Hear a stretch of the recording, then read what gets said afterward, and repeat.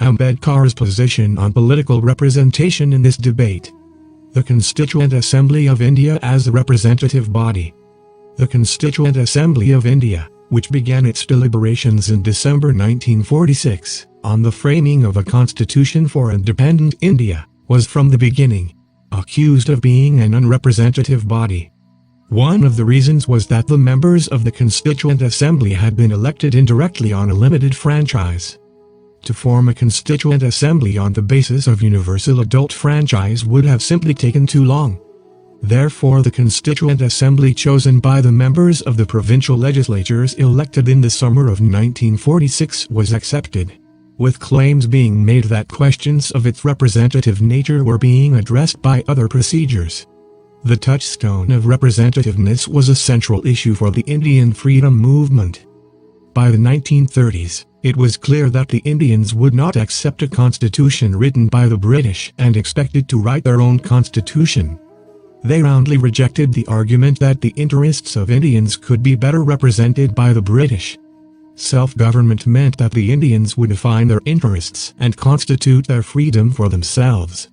That is why Ambedkar insisted on universal adult franchise as a fundamental right, as opposed to other members of the Constituent Assembly who advocated a restricted franchise. If the British could not represent the interests of Indians, neither could some educated, property-owning Indians claim to represent the interests of other Indians. All adult Indians were to have the right to choose their own representatives. No restrictions based on property or educational qualifications, like those imposed by the Government of India Acts of 1909 or 1919 on the franchise, were to be part of Indian democracy. Such restrictions would narrow the electorate by excluding those belonging predominantly to the lower castes. Both the drafts of April 3 and April 16, 1947 of the Fundamental Rights Subcommittee, clauses 12, 13 stated, "Every citizen not below 21 years of age shall have the right to vote at any election to the legislature of the Union and of any unit thereof." In the proceedings of the Advisory Committee, on 21 and the 22nd of April, 1947, Ambedkar pleaded for including the clause on universal adult franchise in the chapter on fundamental rights, but was overruled. He tried to persuade other members, "Let it be a fundamental right." I must say I attach a very great deal of importance to this clause on adult suffrage. And I do not think we can allow any exception to this.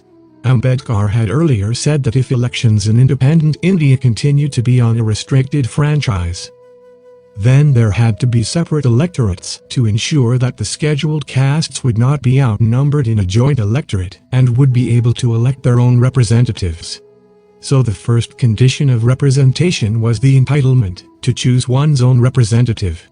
When the Constituent Assembly met on the 9th of December 1946, members of the Muslim League and representatives of the princely states were not part of the proceedings.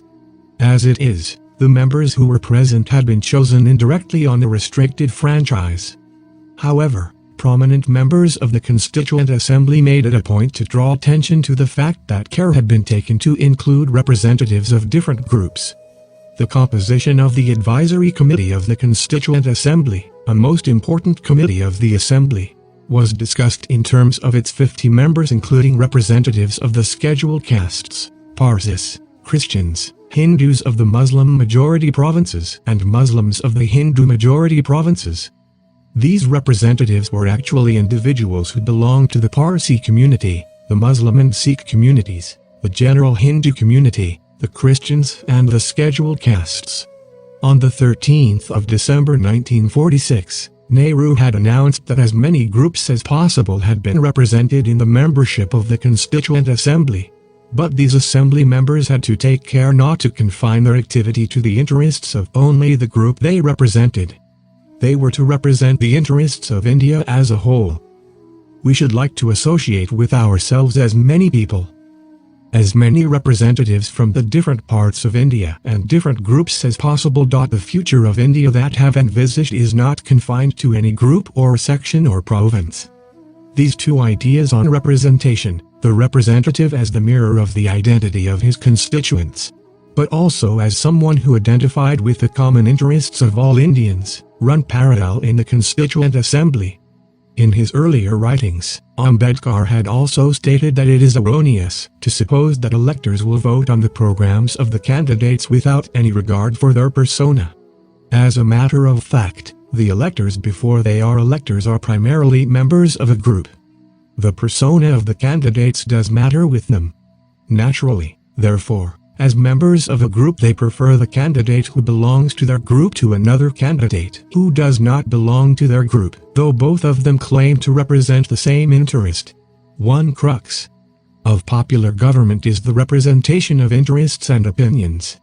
The other crux is personal representation. For Ambedkar, for true representation, personal representation was required. Since it is difficult to expect that in a country like India, where most persons are communally minded, those in authority will give equal treatment to those who do not belong to their community.